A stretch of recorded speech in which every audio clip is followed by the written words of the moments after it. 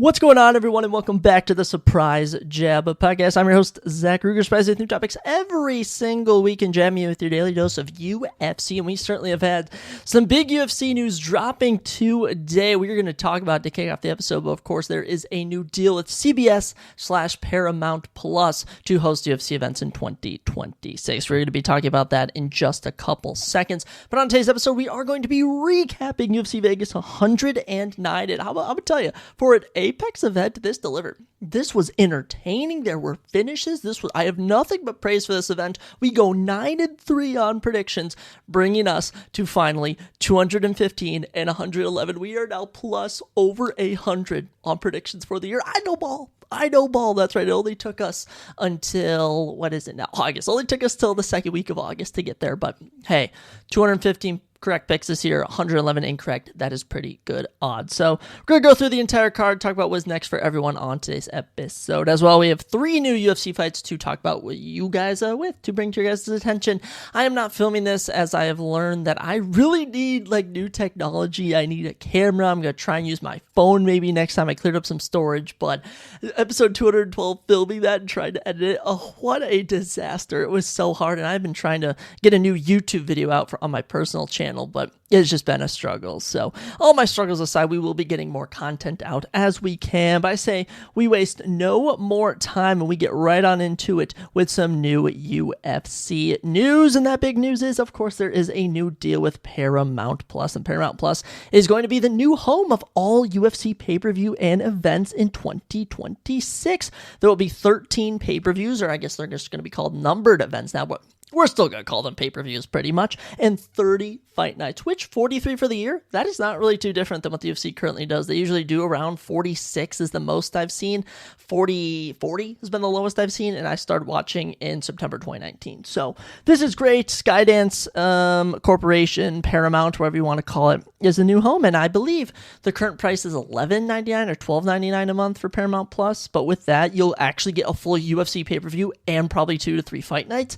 It's absolutely massive. I'm trying to see, they had this picture up with the official deal. Let me see where it is at. It had the whole financials, because I believe this is a $7.7 billion deal. Utterly insane. It's crazy. It is crazy. Let me just tell you right now, this is absolutely wild. And we just saw WWE ink a deal with, who did WWE? ESPN. So WWE is now on ESPN, and you are seeing the transition of UFC over to Paramount. I love it. It's something new, something spicy. It keeps everything fresh. Really does. So no more pay-per-views in 2026. Pay-per-views aren't technically a thing. They just aren't a thing anymore, which I'm all about. I'm all about that. So $7.7 billion, and the deal will last 7 years, apparently. So until 2033, you are going to be getting UFC events. Oh my goodness, on Paramount. That is just awesome. That is awesome. It's something that I was wondering if they were going to go to Netflix. I was maybe even thinking Peacock, but no, the final landing spot was Paramount, and it's going to bring a lot of eyes to Paramount, and I love the show Dexter on Paramount, so I might have to get me a little Paramount Plus subscription if it comes to that. But that is the big UFC event of the week. I swear there's always some form of news that drops every week, and this is clearly the biggest of the month for August right now. So next time we talk in 2026, I'll be having to watch stuff on Paramount Plus, and I wonder if we're actually going to get live programs on CBS instead of ABC. That's another question to be seen. But let's get into 3 new UFC event fights that we've had announced. None too many that they've been giving to us. But the first one, this one going down at UFC 320, October 4th at the T-Mobile Arena in Las Vegas. Ramiz Brahimaj in the welterweight division, who is 12-5, 4-3, and is coming off of back-to-back round 1 finishes of Mickey Gall and Billy Ray Goff, will be taking on the man who won his debut against Adam Fugit and Nicolas Vertaniov. Well, I think it was Nicolas, actually, and he beat Adam Fugit on the independent scene. Austin Vanderford, 13-2, the gentleman, otherwise known as the husband of Paige Van Zandt. But yeah, Austin Vanderford had a dominant debut, round 2 finish of Nicolas Vertaniov. He's also been Fabian Edwards and Adam Fugit. This dude has a nasty record, and I'm telling you, Ramiz Brahimaj, this is a great fight. This is great matchmaking because Ramiz Brahimaj is just went out, starched Mickey Gall, knocked him out. Then went out and submitted Billy Ray Golf with ease. Now he gets a real challenge in Austin Vanderford. On the flip side, Austin Vanderford said, I'm ready for the rankings. I'm ready to make a run in this division. You have to get past some good up-and-comers like Ramiz Brahimaj, who are unranked contenders. We should better say. Ramiz is 33. He's no spring chicken. Austin Vanderford, 34. So, actually 35 now. Wow. So, both these guys should be talented. I'm probably going to go Austin Vanderford, but if there's ever going to be an upset, Ramiz Brahimaj, I am definitely going to ride with. Second fight that we've had announced, this one for UFC 321 in Abu Dhabi on October 25th. Women's strawweight division as Jacqueline Amorim is back in action. Wins over Poliana Viana, Vanessa Demopoulos, Corey McKenna, otherwise also known as the ex of Alex Bojera. I think this is Poatan's ex-girlfriend in Jacqueline Amorim, and she's been a killer. 10-1, 4-1 in the UFC, 4-fight win streak. She has been on a tear, and I'm excited to see how she does when she takes on Mizuki Ayuo. Mizuki Ayuo is 15-6, 2-1 in the UFC, holds wins over Hannah Goldie, Wu Yanan, and Viviane Pereira. I wonder if Viviane Pereira is Alex Pereira's younger sister. I don't know, but yeah, this one should be pretty good. Mizuki's from Japan, Jacqueline's from Brazil. I'm all about this one. A American top team versus Japan top team. I'm probably going to ride with the Jacqueline Morum in this one. But this will be a good fight on the prelims, and this will probably open up the card. I assume it'll be the second or third fight in. And for being a women's matchup, this is very, very good. So 2 thumbs up for me. That should be a fun matchup. And then the final fight that we've had announced as of Monday, August 11th, UFC Rio has welterweight veterans going down. October 11th, Vicente Luque back in action following his just sad defeat.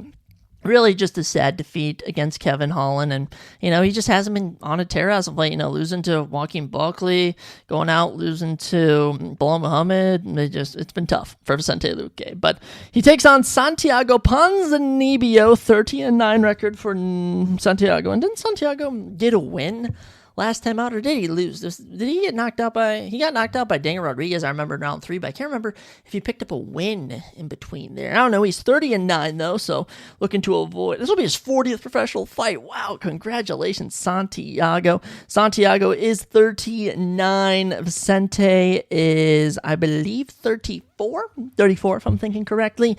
And I don't even know. Honestly, the Vicente Luque of 2021 would destroy Santiago.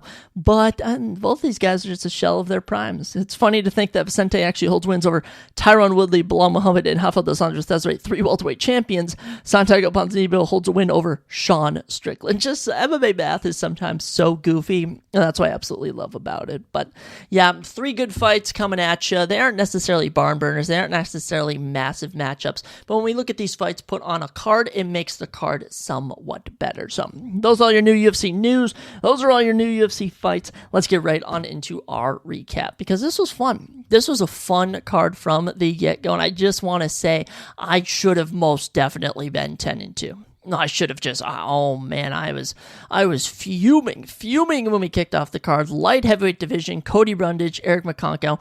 Now, don't get me wrong, it sucked. Okay, this fight was awful. There is no justification for this matchup. But Eric McConaughey wins a awful split decision. I am so perplexed at the judge's choice here. Now, round 1, Cody Brundage outstrikes him 8-3. Significantly, 8-8 total strikes, lands 1 takedown, 2.5 minutes of control time. He obviously wins this round on every judge's scorecard. Now we get into some screwy things. So round 2, Cody Brundage, 11 significant strikes to 7. By the way, there's no damage going down. 19 total strikes to 20. Okay, so a bit more for Eric. Then 2 takedowns for Cody, 3 minutes of control time. I don't understand how that doesn't win you the round. 3 minutes control time, 1 minute and 20 for Eric.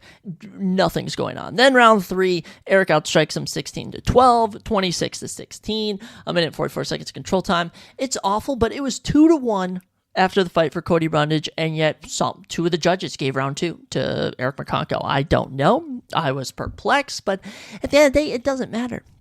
It really doesn't matter because both these guys are just not good. Eric improves to 10-3, gets his first UFC win. Congratulations. Naturally fights at middleweight, I'm pretty sure, but if he stays at middleweight, if he stays at light heavyweight, this boy is getting fed to a young, hungry up-and-comer. That is my best bet. That is what I think is going to happen with this guy. I mean, just kind of dull.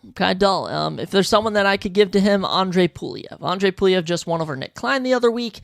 They're both kind of guys where I'm like, I don't know if they belong in the, big state of the company, and this is perfectly where they can belong. So Eric versus Andre Puliev. Let's just book that. Now, for Cody Brundage, who is 11-7 with a draw and a no contest, and has won the weirdest UFC runs. I mean, this guy, his UFC record is 5 wins. He has, how many losses here? He has 6 losses. He has a draw, and he has a no contest. So he's 11-7 technically, and I would just say that this guy should be cut. You would think we would cut Cody Brundage, but something tells me they're just going to keep him. So keep your eyes out if Cody Brundage takes on just a random middleweight or something. I mean, I could easily see that. I could see, I kid you not, someone like, oh my gosh, Dustin Stolfus, someone like, I'm trying to think of some other random names of people he could fight. Maybe even the loser of Brian Battle and Lersutin Ruzaboyev. I wouldn't put it past the UFC to make that matchup. But Cody Brundage, I would personally not keep him in the company, but at this point, he's a meme, so might as well. Next up, we had a women's flyweight match between Gabriela Fernandez and Julija Storyalenko, and surprisingly, Julija outstruck her 61-59 significantly. Very odd, actually. Julija goes 0-6 on takedowns, minute 14 seconds control time. Really, the tale of this fight is that Gabriela just landed harder shots, and it was 30-27, 29-28, 29-28, and Gabriela wins. I mean, there's literally nothing else to this. Kind of a dull start to open the evening, but I mean, it wasn't bad. It wasn't a bad matchup by any regard. So Gabriela will now improve to 11-3 and is on a 3-fight winning streak. So good for her. She'll move up the ladder in the women's flyweight division, and she nears the rankings. She really does. Women's flyweight division. I could maybe give her a ranked shot against Eduarda Mora, perhaps. Maybe even JJ Aldrich. All right, JJ Aldrich versus JJ Aldrich just pulling out of her fight with Karine Silva going down next week at UFC 319. So Gabriela, JJ Aldrich, let's make that. As for Julija, 2-fight losing streak, 1-3 in her last 4, and her entire UFC career, she is 2-7. Yeah, Julija to the independent scene. She's 11-10 with 2 draws. I mean, how has she slipped through the cracks? Now, don't get me wrong, her 2 armbar wins are awesome, but all of her losses are just dull. So, Julija, your UFC run will end here. Someone who is only +1 for their record, yeah, you're not staying here. So bye-bye to Gabriela Fernandez. After that, we got into a welterweight matchup between Uros Medic and Gilbert Urbina. If this is ever going to win fight of the night for being a minute long, this is that fight. So opens up, I kid you not, the first 2 punches Gilbert Urbina lands drops Medic, and I'm like, are you serious? Medic, are you serious? You get knocked out right by Gilbert Urbina, immediately pops back up. They're standing at distance, kind of getting at it, and then Medic just unloads, pops Urbina, down he goes, 1 follow-up, that's it. Urbina knocked out cold. Great work by Uros Medic. I mean, literally there was, his nickname's the Doctor, and it's the people are doing the meme where it's like, call an ambulance, but not for me, because he gets knocked down, pops back up, dances around for 40 seconds, then just drills Urbina with a right. There might even been a left, and just out like a light. Beautiful work from Gilbert Urbina. So, not Gilbert Urbina, from Uros Medic, goodness sake. So, Uros Medic redeeming himself after getting knocked out by Punahele Soriano in 31 seconds. Now, I'm going to be honest, this dude has been dropped pretty easily in his last 2 matchups, so I don't know what his ceiling is, but welterweight division, look, I feel like he's going to fit into the role of fighting guys like Kevin Holland, like Daniel Rodriguez, like Neil Magny, guys like that. So, if I hadn't just trying to think of someone to matchmake him with, how about Alex Morono? How about Max Griffin? All right, how about Gunnar Nelson? Guys like that. How about the winner of Vicente Luque and Santiago Ponzinibbio? Those are going to be the guys that Uros Medic is going to need to fight and get a little win streak going against. But great work for Uros. Kind of sad he didn't get a performance bonus because he easily had one of the best finishes, but I can understand since he had just been dropped not but 30 seconds earlier. As for Gilbert, yeah, he's 1-3 in the UFC. All of his losses he's been finished in, and he's been knocked out in round 1, his last 2 matchups. So Gilbert, that'll do it for your UFC career. Bye-bye to you. Now, if you did want to, move up to middleweight, Cody Brundage, Gilbert Armida, Cody Brundage, I don't think we should do that, but if we're going to give him something besides being cut, let's do that. Good stuff for Uros Medic. This was very entertaining.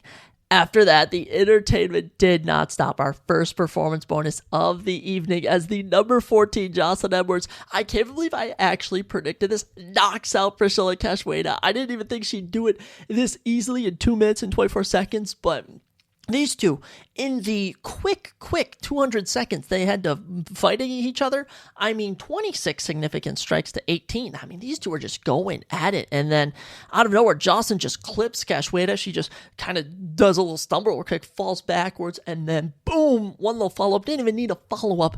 And Jocelyn Edwards is getting another win. She gets her 7th career knockout, 11th career finish. Amazing. One thing I forgot to add for Uros Medic is he has all of his wins by finish and all of his losses by finish. Dude's still yet to be the distance. Back to Jocelyn here. 3-fight win streak now, all finishes. Yeah, she's in a great spot. She was supposed to take on the number 8 ranked Mayra Bueno Silva. And when you're going out there, when you're standing with Priscilla Cachoeira and you're knocking her out in round 1, just a beautiful straight landed on her.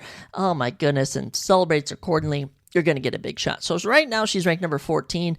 Misha Tate, inactive. Number 12, Nora Carnole, recently lost. So I'm moving Jocelyn up to number 12 in the rankings. You could maybe put her ahead of Jacqueline Cavalcante, but I don't think it matters. Now, what to do next with her? Well, Carol Rosa did just fight, and it wasn't necessarily the most impressive one, so you could do her. You have Mayra Bueno Silva, just rebooking that. And then I believe Irene Aldana is taking on Yana Santos, or something like that. Maybe Macy Chiasson is taking on Yana Santos. Whoever the loser of that is, you could have Jocelyn Edwards fight. But very entertaining, very fun. This was a joy. This was a joy to watch, if I'm being completely honest. As for her opponent, Priscilla Cachoeira, I don't know what to do with you, Priscilla. You're 1-3 in your last 4. You've been finished in all of them. I will say is that this is the first time she's ever been knocked down in her career. And as we look at her UFC career as a whole, she's usually in an entertaining fight. So I don't think we should get rid of her just yet, but maybe someone like Chelsea Chandler, Tamiris Bedell, Josiane Nunez, Claudia Segula, a lot of unranked women's bantamweights. Those are going to be the people that Priscilla Cachoeira is going to be doing battle with next. But very entertaining, very fun, and it gets our first performance bonus of the evening. After that, we had what may have been the most vicious knockout I have seen in 2025 as Elijah Smith took on Toshiyama Kazama. It was about 4 minutes into round number 1, and from the get-go, Toshiyama landed a takedown, and it was immediately reversed by Elijah Smith, who stayed in top control and dominated him 37 significant strikes to 0, 61 total strikes to 2, and he hits him with a slam finish, even landed one big power shot. Toshiyama Kazama, people were very worried about him, did not suffer any serious damage, but that boy was out. That boy was out cold, and we had known he was prone to getting knocked out. 3 of his 4 losses before this had come by knockout, but here just a vicious finish by Elijah Smith, whose win streak is now at 7, and he gets his 5th career knockout. And guess what? He's my age. He's 22 years old. Dude's an absolute killer. Dude is an absolute savage, and he just runs through Toshiyama Kazama here, and man, it was violent. He picked him up and just boom, one of the best slam finishes I have seen. 2-0 now in the UFC, and he is a 2025 debutant, so he could be in the running for UFC debutee of the year. What to do next with this boy? I don't know, man. I don't know, but Elijah Smith has a bright future, especially at bantamweight. There's so many bantamweights I could matchmake him with, obviously looking at the same card, Miles Johns is right there. I always love matchmaking on the same cards, but maybe we try and build him up slowly. Maybe like a Felipe Lima. Maybe a Peyton Talbot. That might even be a bit too high. But gosh, there's so many options out there. So many options of what to do with Elijah Smith, but for now, let's relish in how dominant this was. Gets our 2nd performance bonus of the evening. Dude is going to be a problem in the UFC. As for Toshiyama Kazama, he is going to finish his UFC run at 1-3, knocked out in round 1 in all of his losses. So definitely gonna cut him if you ask me, 11-5, and after this, he shouldn't fight for a long time. Following that, we had a light heavyweight matchup between Julius Walker and Rafael Serqueira, and it may have been the most entertaining low IQ fight that I think I've seen in a long time. 30-27, 30-27, and a 30-26 are the final judges' scorecards for this matchup. 44 significant strikes to 19 in favor of Julius Walker, who even landed a knockdown in round number 3. 96 total strikes to 30 in favor of Julius. 6 of 10 on takedowns for just under 12 minutes of control time. Domination by Julius Walker. Going the distance for the second time in his career, he now improves to 7-1. And through 2 UFC fights in 2025, his first 2 fights with the company, both of them very entertaining. Let me just say, Rafael Serqueira is getting cut after this. Dude has 0 fight IQ. Now, there were some moments where Rafael actually wobbled Julius. Of the 19 significant strikes he landed, somehow he wobbled him at times, but just could not get the job done. So Rafael going to finish his UFC run 0-3. By the way, he came in 11-0 and just couldn't get it done. So bye-bye, Rafael Serqueira, another fighter I have sending to the independent scene. Of our 6 prelim matchups, I'm going to be honest, I think 1, 2, 3, 4, 5 of them. 5 of them are probably getting the axe. I could even see 6 of them getting the axe. So prelims weren't kind to anyone who lost, but Julius Walker, entertaining stuff. And for the light heavyweight division, there's going to be a lot of options that you can do here. So for Eric McConkow, if you do want to fight at light heavyweight still, how about you matchmake him with Julius Walker? Wouldn't that be fun? I think that would be lots of fun. What's next for Julius? I think Ibo Aslan would be a fun fight. Maybe even Billy Elikana, Raven Jr. Tafa, if he beats Ibo Aslan. So lots of fun fights out there for Julius Walker, and it's good to know that Julius can actually hang with someone who's in the UFC. But, I don't think Rafael Serqueira is going to be with us much longer. After that, we got into our main card, and you know what? You can hit on some underdog picks, but you also have to miss on some underdog picks. And unfortunately, we missed on this underdog prediction. Christian Leroy Duncan dominates Eric Anders. Knocks him out in under 4 minutes. Good stuff for Christian Leroy Duncan. Even getting himself a little spinning elbow, spinning back fist. It was good. Really good stuff from Christian Leroy Duncan in this one. CLD minus 575 favorite was a favorite for a reason. 10th finish for CLD. He gets his 9th career knockout. Just domination. Good stuff. Christian Leroy Duncan. 2 straight wins for him now, both of them in 2025, and he's also 4-1 in his last 5. UFC-wise, he is 6-2. No, 5-2 actually, so not too shabby.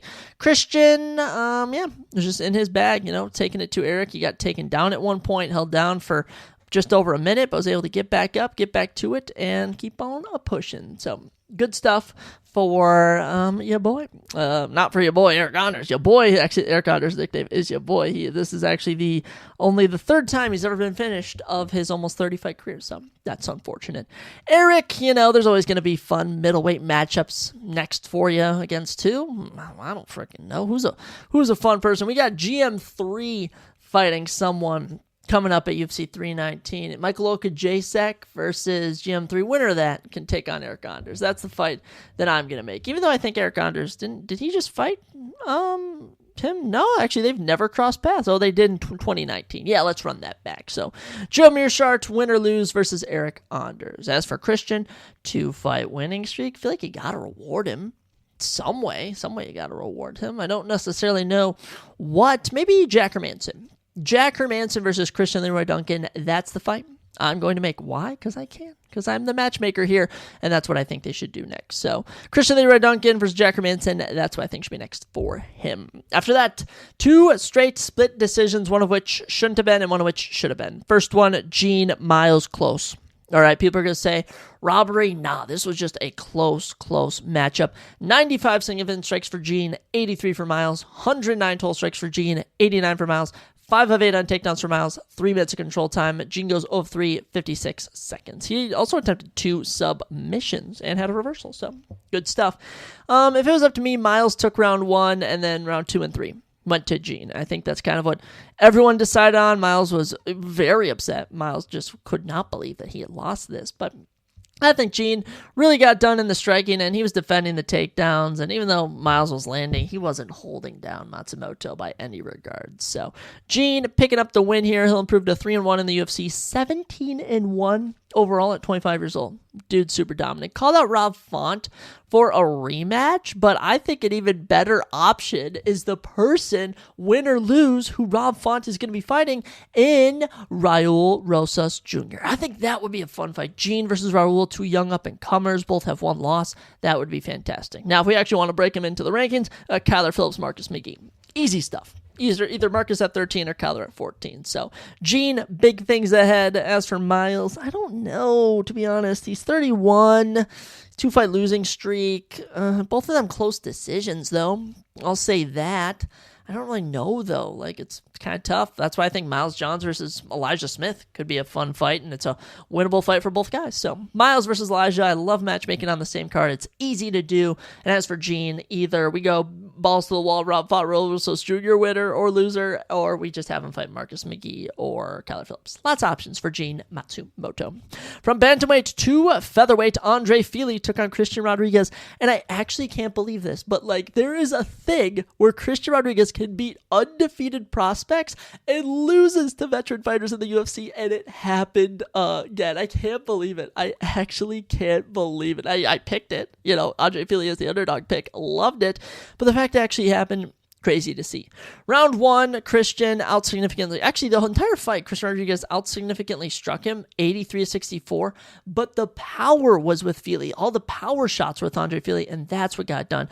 Andre also landed 3 clutch takedowns. He landed 3 of them in round 3 to really secure him that round. But other than that, this is a perfect example of even though you land more shots, doesn't mean you win the fight. 30-27, 29-28, and then Chris Lee literally trying to pull a fast one and give this to Christian Rodriguez. No.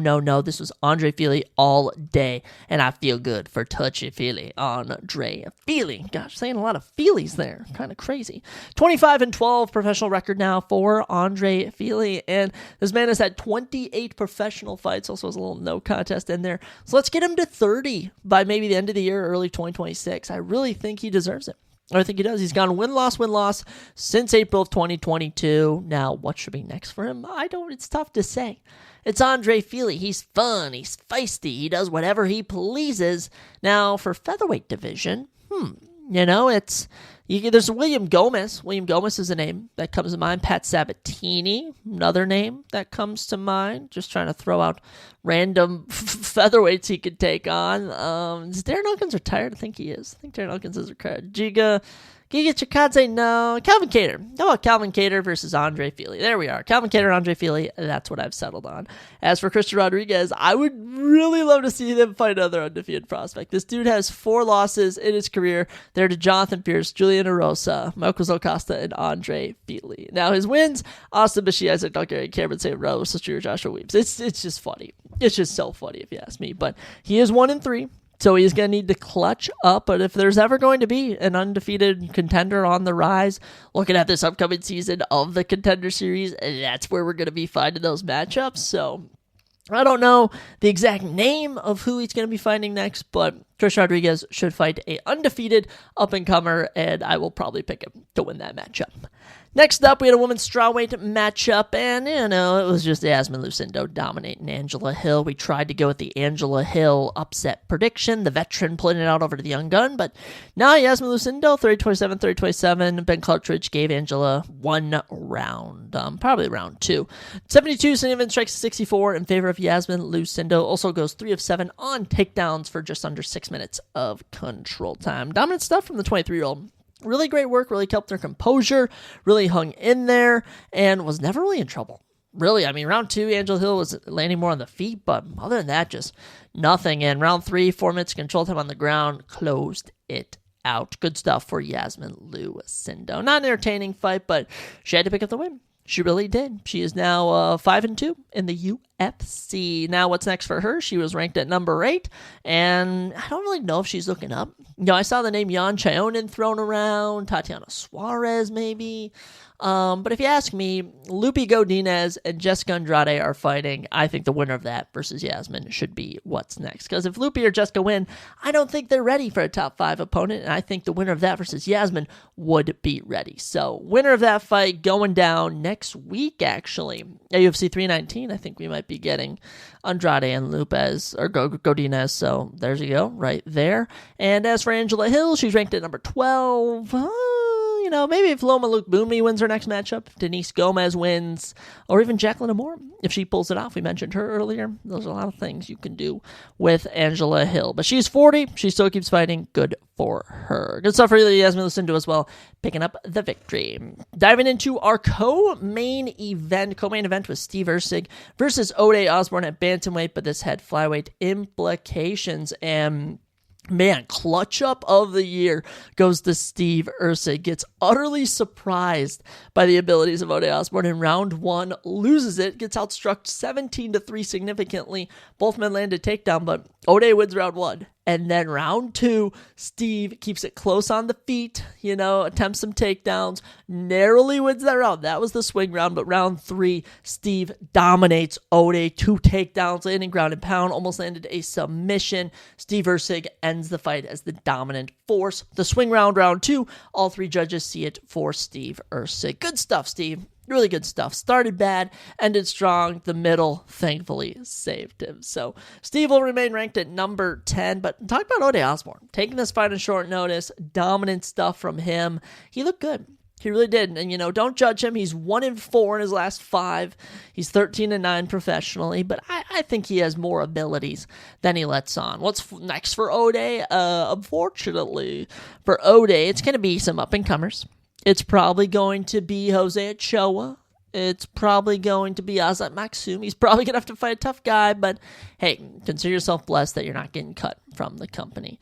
As for Steve, this snaps his 3-fight losing streak. I mean, a rough 3-fight losing streak too, and I feel good for him. 13-4 now. Excellent work. As for what's next, I say we rebook the Alex Pereira's fight. Or Perez fight. Alex Perez was supposed to take on Steve Erceg. He's ranked number 8. I say we run that back. And if I'm being honest, if Alex Perez starts how Ode did, he'll probably knock out Steve Erceg. And if Steve can perform how he did in round 3 in round 1, then he could probably beat Alex Perez. So lots of options there. There's always the speedball. You go Manel Cape. There's always the option you go Asil Mabayev to pick him another win. There's always Ramazan Tabariev gets a shot. So for Erceg, he'll remain. He's good. And as for Ode, time to rebuild, time to rework. You can put it together. But yeah, decent co-main event. It was more entertaining to watch live, I'm sure, than having to go back and rewatch it. So it happened. It was there. It wasn't the worst co-main event. It was whatever. But the main event, as an Anthony Hernandez fan now, this is coming from a guy who legit had not picked Fluffy at all throughout his entire UFC career. I never had him pegged to beat Marc-Andre Barriault. Didn't have him beating Edmund. Didn't have him beating Roman. Didn't have him beating Michel Pereira. Didn't have him beating Brendan Allen. I had him beating Roman Dolidze, though, and beat him. He did. The final performance bonus for us dominates Roman Dolidze. Round 1, a 10-9. Round 1's a 10-9, 19 significant strikes at 10, landed 2 takedowns, close, went to Anthony Hernandez. Round 2, though, this is where you see the domination come out. 3 takedowns, 44 significant strikes to 20, 52 total strikes to 20, just laying into Roman Dolidze. Round 3, you could argue a 10-7, 3 for 3 on takedowns. 18 strikes to 4 is bullying Roman Dolidze. I mean, Anthony Hernandez was smiling and laughing throughout this fight. He was in his bag. And the crazy thing is, right before this, I played Anthony Hernandez versus Roman Dolidze, and I submitted Roman Dolidze in round number 4. Lo and behold, round 4 comes around. Anthony Hernandez says, "What am I doing?" Lands a takedown, dominates him with the punches, finally locks in a standing rear naked chokehold, almost when you're have your little brother and you're walking backwards. The disrespect. And he submits him. Oh my goodness. The first time in Dolidze's career he's ever been finished. As for Hernandez, 9th career submission, a 12th career finish. Yeah, this guy's an absolute dog. 8-fight winning streak too. Oh my goodness. Insane.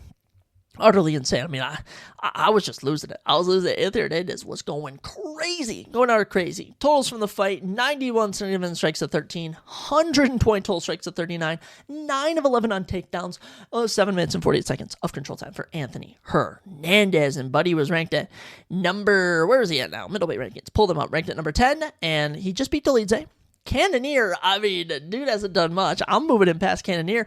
I might even move him past Robert Whittaker. I want to see Hernandez shoot up the rankings, and he didn't know what to do. He was calling out Izzy. He was calling out Hamzat at DDP. He was calling out Raider Day Ritter for a BMF belt. It's tough to say what's next. Middleweight has gotten very crowded. We went from no contenders to Nasruddin Imavov, Hamzat Chimaev, Rainer Day Rito, Kyle Barallo, Anthony Hernandez. We are jam-packed now. So if we just want to do a little bit of matchmaking real quick with the top 10, because the Lidze, he's going to drop down to number 10, maybe even down to 11 or 12. I don't know. So Hernandez, it's tough. It's tough. We got DDP and Hamzat, though. He's probably going to be taking on, I think, Paulo Costa. Nasruddin Imavov's taking on Kyle Barallo. I'm going to matchmake Rainer Day Ritter and Sean Strickland. I think you're either going to get Rainer Day Ritter versus Anthony Hernandez, or what I'd like to see more, Anthony Hernandez versus Robert Whittaker. So if it's up to me, I'm booking Hernandez versus Robert Whittaker, but I could see a lot of options, because if they really like Hernandez, they might have him take on Rainer Day Ritter, who's ranked at number 5, which that would be a crazy fight. I don't really know anyone who Anthony Hernandez could fight where it would be a boring fight. My only prediction, if he fought frickin' Sean Strickland, who is never an entertaining fight, I swear. But Anthony Hernandez, great work for him. 8-fight winning streak, and ends the night in dominant fashion. How about Fluffy, man? Two main events in the Apex, both of them dominant performance bonuses, getting late round finishes. Let's get this man in front of a crowd. A crowd deserves him. Now, on to the loser. We always talk about the winner first, then the loser second. My bad, but Roman Dolidze, tough loss here. Tough defeat, and you're going to have to go back to the drawing board, and he's going to have to fight a up-and-comer. Now, who is that going to be? There's too many options. There's actually a ludicrous amount of options, but one I'd like to see, and it's because you have Abus Magomedov taking on Joe Pyfer coming up. I would love to see the winner of that fight Roman Dolidze, especially if it's Joe Pyfer. I think that would be a fantastic matchup. Joe Pyfer, Roman Dolidze, and then if Abus knocks off Joe, Abus Magomedov versus Roman Dolidze is good in its own right as well.